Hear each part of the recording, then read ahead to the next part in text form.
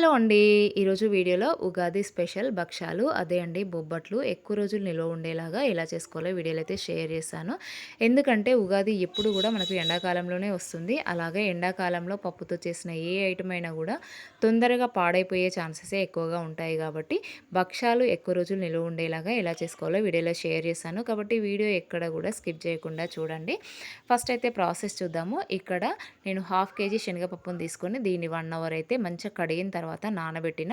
మీరు ఒకవేళ టైం ఉంది అంటే ఒక 2 అవర్స్ నానబెట్టండి. లేదంటే హాఫ్ అన్ అవర్ నానబెట్టి మనం కుక్కర్‌లో వేసినా కూడా మనకు పప్పు అనేది తొందరగా ఉడికిపోతుంది.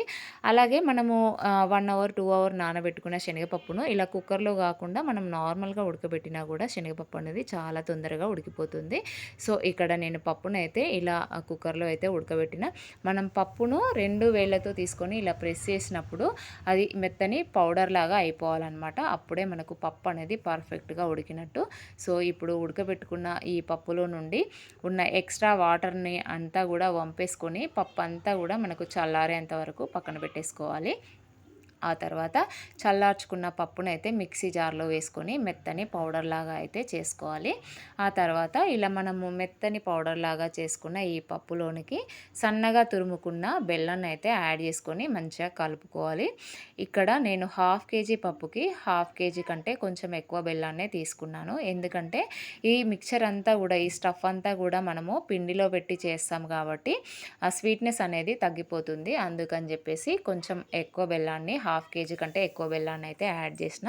మీరు స్వీట్ తక్కువగా తింటాము అనుకునే వాళ్ళు హాఫ్ కేజీకి ఎగ్జాక్ట్‌గా హాఫ్ కేజీ బెల్లము వేసుకున్నా గూడా సరిపోతుందనమాట.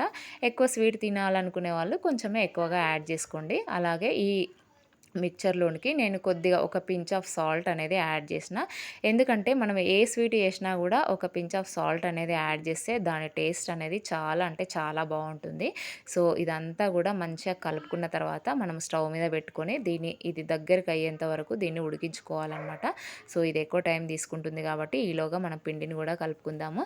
మనకు భక్షాలు అనగానే మనకు ఫస్ట్ గుర్తొచ్చేది మైదా పిండి, శనగపప్పు. సో, శనగపప్పు మనం ఆల్రెడీ ఉడకబెట్టుకున్నాము. మనకు మైదా పిండితో కాకుండా ఇక్కడ హెల్తీగా నేనైతే గోధుమ పిండితో చేస్తున్నాను. ఇక్కడ హాఫ్ కేజీ గోధుమ పిండి తీసుకొని అందులో ఒక పించ్ ఆఫ్ సాల్ట్ అనేది యాడ్ చేసుకొని ఆ తర్వాత ఒక 4-5 టేబుల్ స్పూన్ ఆయిల్ యాడ్ చేసి అదంతా ఈ పిండిలో కలిసేంత వరకు మనం ఫస్ట్ అయితే ఆయిల్ అంతా ఈ పొడి పిండిలో కలిసేంత వరకు దాన్ని ఇలా చేత్తో పట్టుకుంటే ఒక ముద్దలాగా ఫామ్ అయ్యేంత వరకు మనం పిండినైతే కలుపుకోవాలన్నమాట. అప్పుడు మాత్రమే మనము వాటర్ కొద్ది కొద్దిగా యాడ్ చేసుకొని ఈ పిండిని మెత్తగా కలుపుకోవాలి. అప్పుడే మనకు భక్షాలనేవి పర్ఫెక్ట్‌గా వస్తాయి.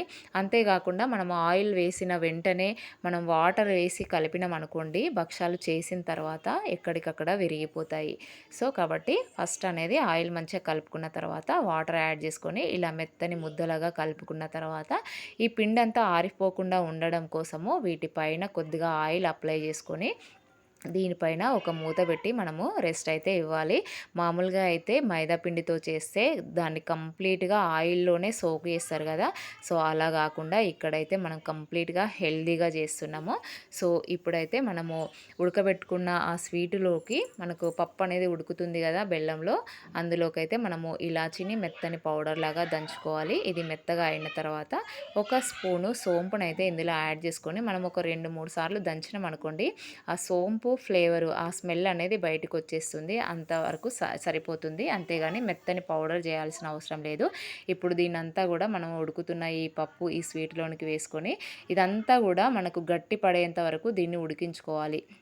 సింపుల్‌గా చెప్పాలి అంటే మనకు బెల్లం అనేది ముదురు పాకం వచ్చి ఈ పప్పు అంతా కూడా దగ్గరికి గట్టి పడేంత వరకు దీన్ని మనము ఈ పాకంలో ఉడికించుకోవాలి. అప్పుడు మాత్రమే మనకు ఈ మిక్చర్ అనేది ఎక్కువ రోజులు మనం ఎన్ని రోజులైనా ఫ్రిడ్జ్‌లోనైతే స్టోర్ చేసుకోవచ్చనమాట.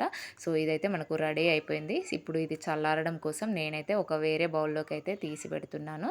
ఇది చల్లారేలోపు మనము పిండినైతే మంచిగా కలుపుకోవాలి.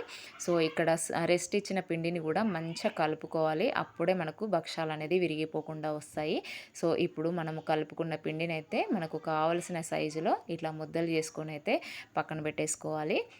అలాగే మనకు పప్పు కూడా చల్లారిపోయి ఉంటుంది. సో, పప్పును గూడా మనం మంచిగా ఒకసారి కలుపుకున్న తర్వాత, సో, దీన్ని గూడా చిన్న చిన్న ముద్దలుగా చేసుకొనైతే పక్కన పెట్టుకోవాలి. మనం ఇలా ఎక్కువ ఇలా ముద్దలు చేసుకున్న ఈ గోధుమ పిండిని కొంచెం ఇలా వెడల్పుగా అనుకొని, మనం ఈ స్టఫ్‌ని ఇందులో పెట్టేసి, దీన్ని మనం చుట్టూ ఇట్లా రోల్ చేసినామనుకోండి, దానిలో ఉన్న ఎక్స్‌ట్రా పిండి అంతా బయటికొచ్చేస్తుందనమాట. సో, దీనికైతే ఇప్పుడు నేను నెయ్యి అప్లై చేసి చపాతీ కర్రతో ఇలా చపాతీలాగా మెల్లగా అయితే చేసుకోవాలన్నమాట. ఇక్కడ నేను యూజ్ చేసే ఘీ కూడా నేను ఇంట్లో చేసిన నెయ్యి అనమాట. సో, ఇంట్లో సింపుల్‌గా నెయ్యి ఎలా చేసుకోవాలో కూడా మన ఛానల్‌లో వీడియో అయితే ఉంది.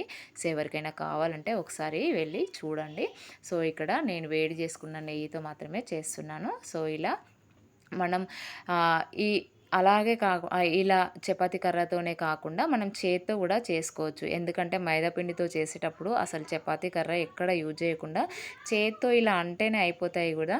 సో, అలా గూడా మనము ఈ పిండితో చేసుకోవచ్చనమాట. సో, అలా గూడా ఒకటి మీకోసం అయితే చేసి చూపిస్తున్నాను. సో, ఇలా మనం చేత్తో గూడా చేసుకోవచ్చు. ఇప్పుడు భక్షాలనన్నింటిని గూడా మనము కాల్చుకోవాలి.